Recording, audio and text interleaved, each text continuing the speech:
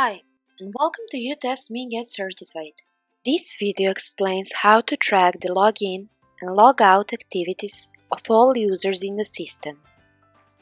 Navigate to the Reporting in the application's main menu and then to the Predefined Reports. The list of all categories of predefined reports will show up.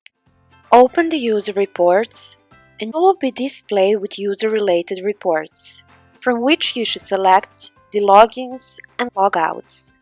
When any user logs in or out, the information is recorded and may be accessed on this page. The list of every login and logout activities can be sorted by date and time. You can sort from the oldest to newest, or from the newest to oldest. Further, you can search for the specific user by surname, name, or username.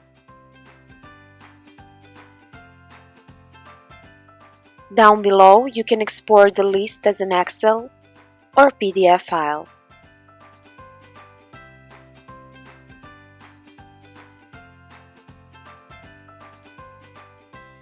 Note that you can also download the sorted list, for example, only login and logout activities of the specific user.